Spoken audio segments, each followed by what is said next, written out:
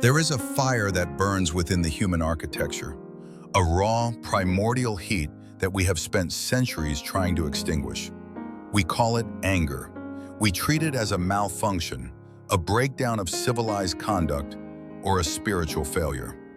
When we feel the temperature rise in our chest, when the jaw tightens and the blood begins to thrum against the temples, our immediate instinct is to panic. We reach for the mental fire extinguisher. We apologize, we repress, we shame ourselves for being negative. We view this surge of energy as a hostile invader, a demon that has breached the walls of our sanctuary. But what if we have been reading the instrument panel completely wrong? What if the red light flashing on the dashboard of your mind is not a warning of destruction, but an indicator of power? What if the very force you are trying to suppress is the fuel you have been praying for? Now let us explore the profound wisdom found not in adding more, but in letting go. To master the art of anger, we must first perform a radical act of redefinition. We must strip away the moral heavy lifting we have done around this word. In our culture, anger is a loaded term. It carries the baggage of violence, of tantrums, of war, of cruelty. But if we look at the phenomenon through the lens of a biologist, or indeed through the lens of a Zen master, we see something quite different.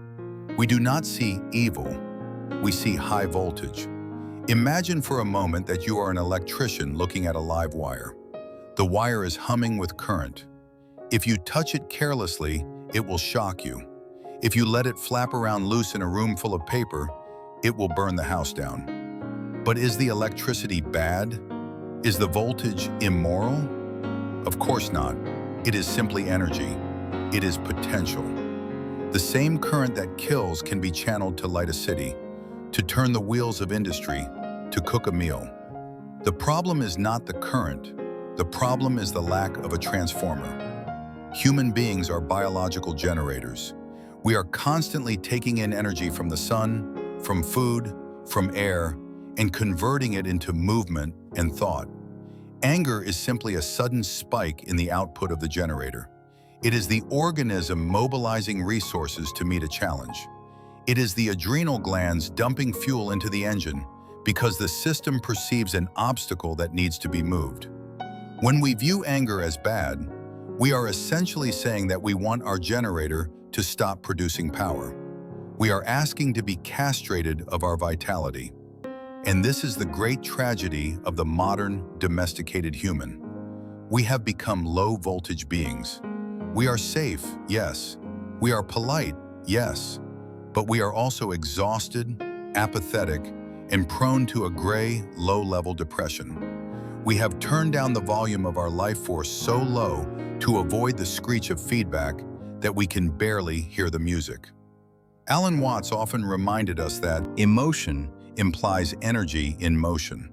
It is a flow, and nature does not make mistakes in its flow. The river is not wrong when it crashes over a waterfall. It is just following the physics of the terrain. Similarly, your anger is not a mistake. It is a biological truth. It is your organism saying, here is a boundary that matters, or here is an obstacle that must be overcome. The illusion that causes us suffering is the belief that we are separate from this energy. We say, I lost my temper, as if the temper were a set of car keys. Or we say, I was overcome by anger, as if anger were a fog that rolled in from the sea. This language creates a duality. There is me, the rational, nice, controlled pilot, and there is it, the wild, dangerous, irrational storm. We identify with the pilot and we fear the storm. But this separation is a hallucination. You are not the pilot. You are the storm and the sky and the rain. You are the entire process. When anger arises, it is not something happening to you. It is you happening. You are vibrating at a different frequency. To try to fight the anger is to fight yourself. It is like your right hand trying to wrestle your left hand into submission.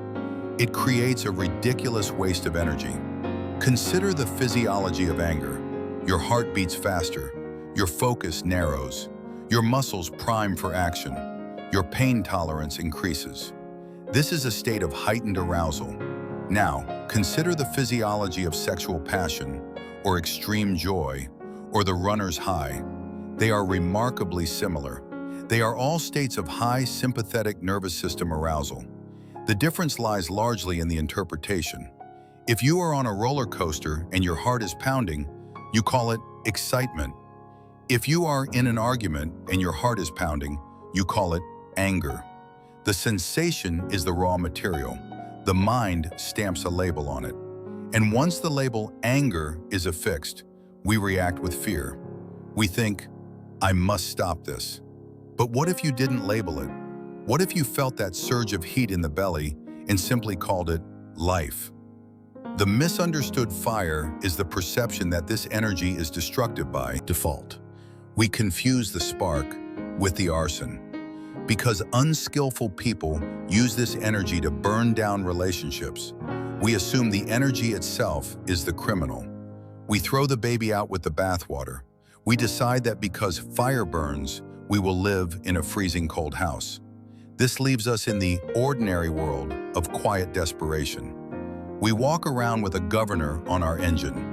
We feel weak in the face of injustice because we are afraid to tap into the power required to fight it. We feel helpless in our personal lives because we are afraid to assert our needs. We are nice, but we are not real. And deep down, we crave the fire. We watch violent movies, we watch aggressive sports, we listen to loud music. We are voyeurs of intensity because we are starving for it in our own lives. We are like a man who owns a Ferrari but is terrified to drive it out of first gear because he was told once that speed kills. So he creeps along at 5 miles per hour, shuddering as the engine stalls and chokes, wondering why such a magnificent machine feels so clunky. The machine was built to run. The human spirit was built to blaze. The path of the hero in this episode is to stop looking at the dashboard with fear. It is to realize that the red line on the tachometer is not a sin. It is a capacity. The goal is not to cut the fuel line. The goal is to learn how to drive at high speed without crashing. We must understand that this fire is neutral. It does not care what you do with it. The same fire that burns a witch can bake bread. The same anger that punches a face can paint a masterpiece, or tear down a Berlin Wall, or write a symphony, or save a child from a burning car. History is not moved by people who are merely content. History is moved by people who are fiercely, passionately alive. And you cannot be fully alive if you have amputated one end of your emotional spectrum. If you cut off the capacity for anger, you also blunt the edge of your love. A love that cannot be fierce in its defense is a weak love. A compassion that cannot roar at injustice is a sentimental compassion. The dove needs the serpent. The lamb needs the lion. So, as we stand here feeling the heat of our own frustration, let us not reach for the ice bucket. Let us instead look at the fire with respect. This is the divine spark. This is Shiva dancing the dance of destruction and creation. This is the universe moving through you with intensity. The question is not, how do I make it stop? The question is, what is this power for? We are about to embark on an alchemical process. Alchemy is the ancient art of transmutation, turning lead into gold. We are going to take the heavy, dark lead of your frustration and rage, and we are not going to throw it away. We are going to put it in the crucible of awareness. We are going to heat it up with the light of consciousness, and we are going to watch it transform into the gold of creative action. But first, we must stop being afraid of the heat. We must stop apologizing for being heaters. You are a biological entity designed to burn. The heat you feel is the proof that the machine is working. The engine is on, the power is available. Now we must learn how to put the car in gear. We have established that the fire is not the enemy, the fire is the fuel. But now we face a practical problem. If you simply pour gasoline onto a fire without a mechanism to contain or direct it, you don't get an engine, you get an explosion, you get a mess. And this is where most of us live, caught between the ice of repression and the explosion of rage. To move from the explosion to the engine, we must practice the alchemy of sensation. We must understand the difference between the clean fire of biological energy and the dirty smoke of psychological drama. The problem with our anger is rarely the sensation itself. The sensation is short-lived. It is a chemical burst, a wave of norepinephrine and cortisol that floods the system, peaks, and then naturally subsides within 90 seconds.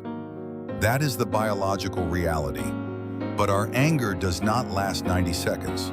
It lasts 90 minutes, or 90 days, or 90 years. Why? Because we feed the fire with garbage. We feed it with the story. The story is the mental narrative that runs parallel to the sensation. It is the voice in your head that acts as the prosecutor, the judge, and the jury. It says, "He did that on purpose. She doesn't respect me. This is unfair. I am always the victim. They are idiots." This internal dialogue acts like a bellows, pumping air into the embers, reigniting the chemical reaction over and over again. Every time you repeat the story, you signal the adrenal glands to dump more fuel. You are caught in a feedback loop of your own making. This narrative layer creates what we might call dirty anger. It is sticky. It is heavy. It produces the smoke of resentment, bitterness, and malice. This smoke chokes the mind.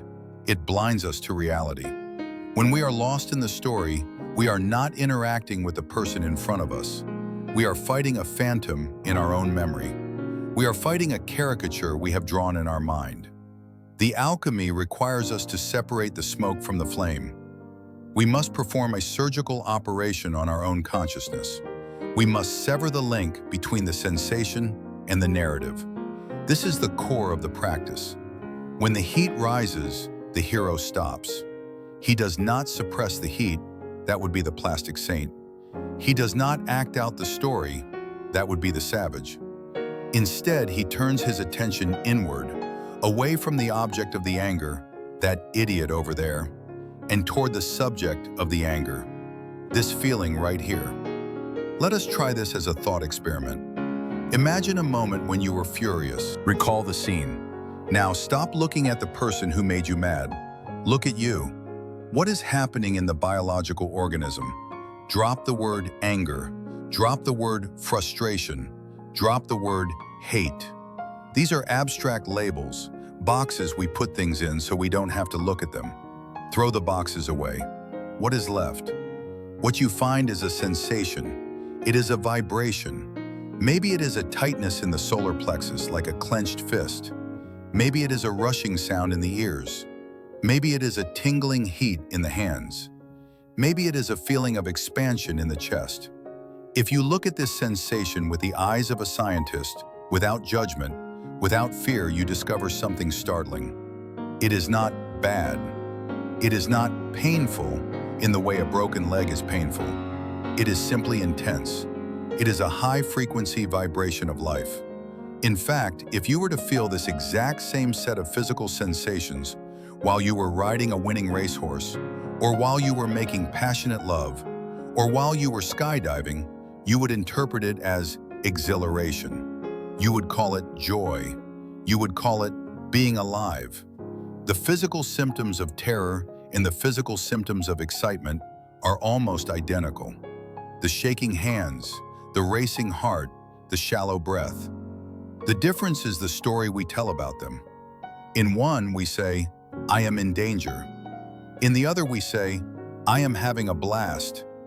This is the secret of the alchemist. Lead and gold are made of the same electrons and protons, just arranged differently. Anger and vitality are made of the same energy, just framed differently. When you strip away the narrative of blame, "he is wrong," you are left with pure, raw energy. It is a neutral, high-octane fuel. It is the life force of the universe pulsing through your veins, asking to be used. This realization changes everything. You are no longer the victim of an emotion. You are the vessel of a power. You realize, I am not angry, I am charged. This shift from I am mad at you to I am charged with energy is the moment of transmutation. The dirty smoke clears. The heaviness of resentment evaporates. What remains is a feeling of clarity, a feeling of readiness. You are awake. You are present. You are vibrating.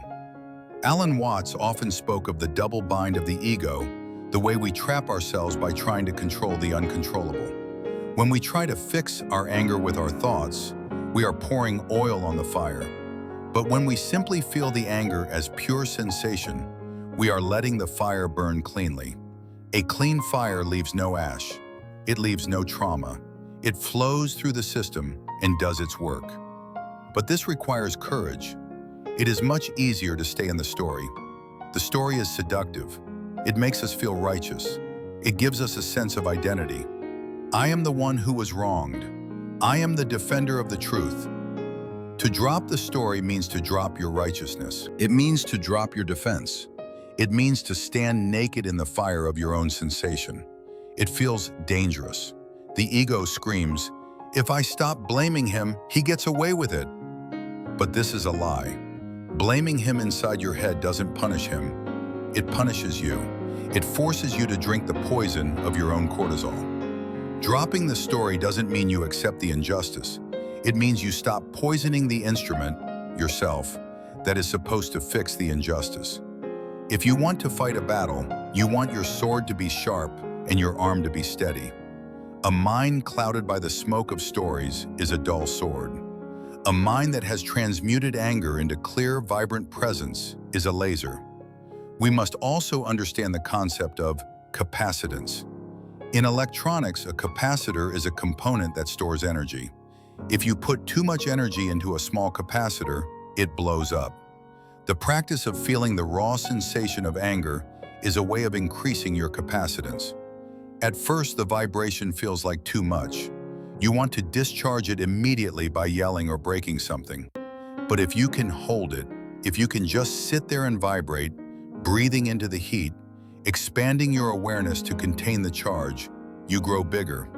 You become a container capable of holding higher voltages of life. This is what creates charisma. Have you ever met a person who has a powerful presence, who walks into a room and commands attention without saying a word? That is a person with high capacitance. They are not repressing their energy, they are containing it. They are riding the tiger. The person who screams and shouts is not strong. They are weak. They are a leaky vessel. They cannot hold the charge, so it spills out all over the floor. The person who can feel the full force of fury and hold it still, staring at you with clear, calm eyes, that is the person to be reckoned with. That is the alchemist. So, the trial of this section is to endure the sensation without the sedative of the story.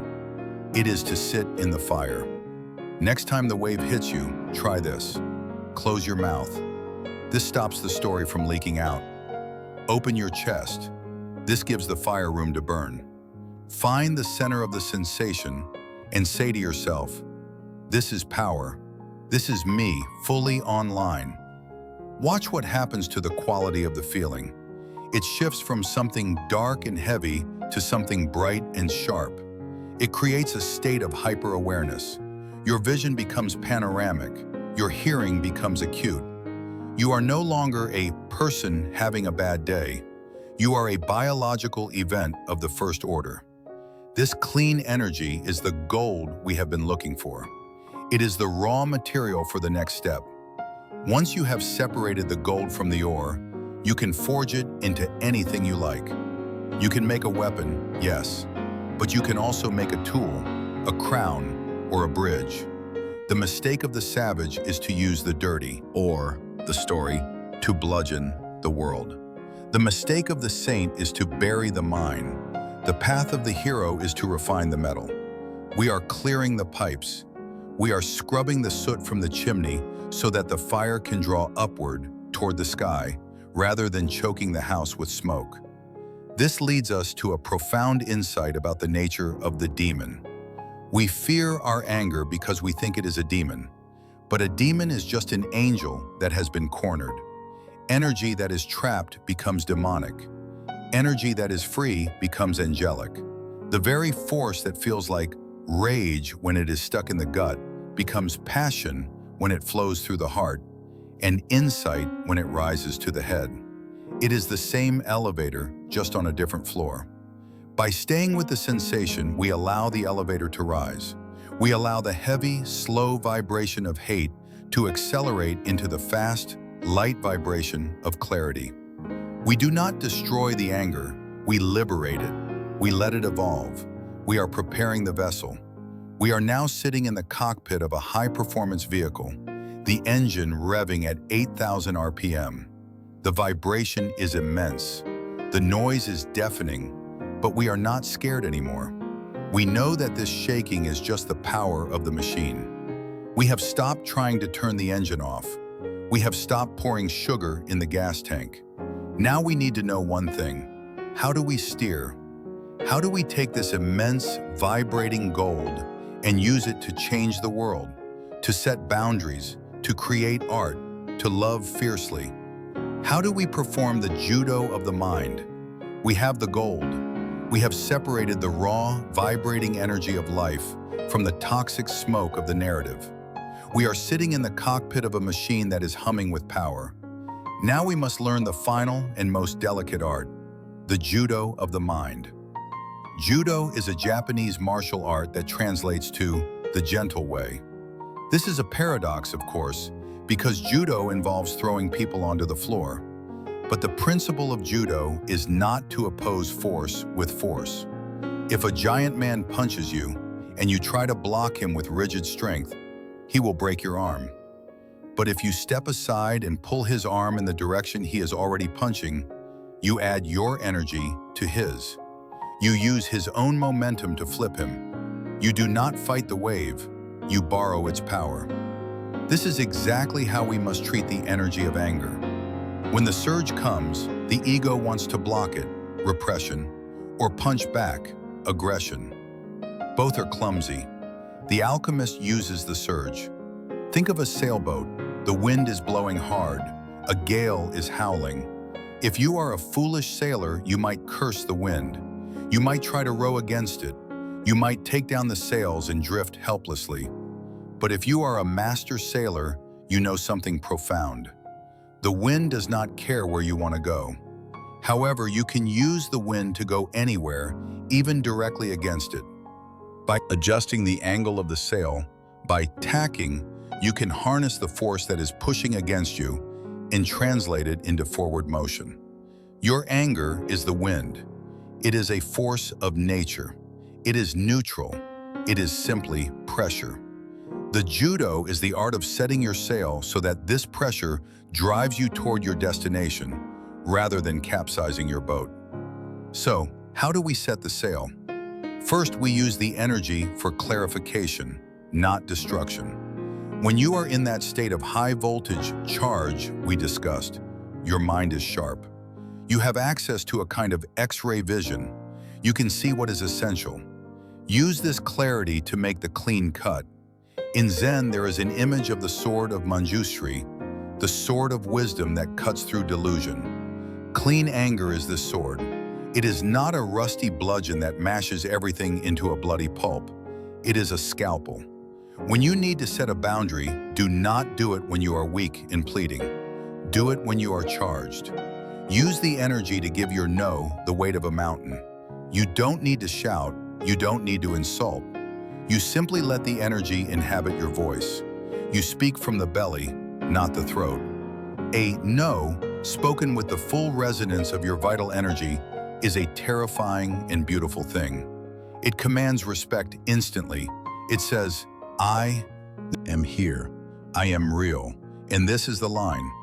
It is not malicious. It is simply solid. It is like a wall.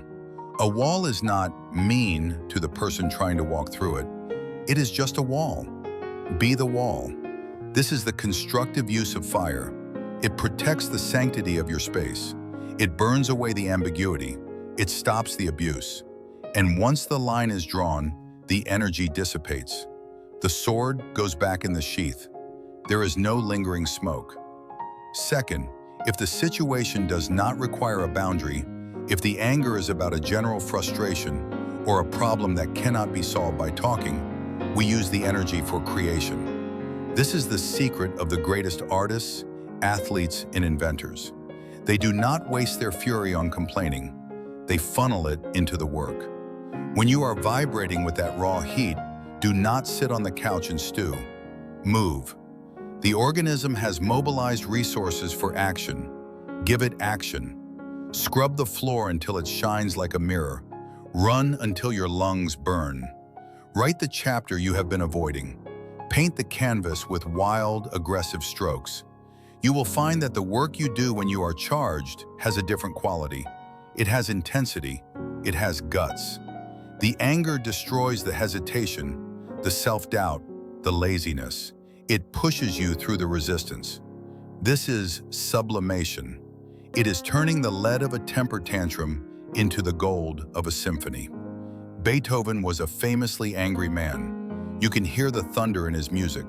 But he didn't just yell at his servants, though he did that too. He put the thunder into the piano. He sailed the storm. If you are angry at the state of the world, do not post a rant on the internet. That is just leaking steam. It changes nothing and leaves you depleted. Use the anger to fuel a project that fixes the problem. Let the friction strike the match that lights the candle. The practical insight here is to ask yourself one question the moment the heat rises. What wants to be built with this fire? Not, who do I want to burn, but what do I want to forge? Maybe you want to forge a stronger body. Good. Go lift something heavy. Maybe you want to forge a better society. Good. Go organize a community. Maybe you want to forge a deeper understanding. Good. Go meditate on the nature of suffering. The energy is yours. Do not give it away to the person who provoked you. If you explode at them, you are giving them your power. You are emptying your fuel tank to scorch their lawn. Keep the fuel. Put it in your own engine. Drive your own car. And finally, we must return to the ultimate judo, the judo of laughter. When you truly see the game, when you see that you are the universe pretending to be a small, offended ego, the anger often dissolves into a cosmic joke. You realize the absurdity of it all. You are God getting angry at God for not acting like God. Alan Watts had a wonderful, mischievous laugh. It was the laugh of someone who saw through the drama. When you can look at your own fury and smile at it, not a sarcastic smile, but a smile of recognition, you disarm the demon. You say, "Ah, there goes the drama again. How fascinating, how loud." This lightness is not the same as repression. It is transcendence. You are not pushing the anger down, you are flying above it. You are seeing the storm from the perspective of the sun. The storm is still there, down below, rumbling away, but you are not wet. We sail the ship of our life through many weathers. Sometimes the sea is glass and we drift. Sometimes the storm rages and we fly across the waves with white-knuckled exhilaration. Both are part of the voyage. Both are beautiful. The master sailor does not crave only sunny days. That would be boring. The master sailor respects the ocean in all its moods. He knows that the same water that drowns him is the water that holds him up. He knows that the same wind that tears the sails is the wind that drives him home. So do not pray for a life without anger. That would be a life without wind. Pray for the skill to steer. Pray for the strength to hold the tiller. Pray for the wisdom to know when to reef the sails and when to let them fly. You are the captain. The vessel is strong. The ocean is vast. And the fire in the boiler is hot. Do not be afraid of the heat. It is the sign that you are alive. Now let us rest in the understanding that the storm is not an error in the sky, but a necessary expression of the atmosphere. When we cease to be the jailer of our own hearts, the prisoner, our vitality is set free. In the freedom of that release, we find the silence that follows the thunder. A silence that is not forced, but earned, deep, and beautifully alive.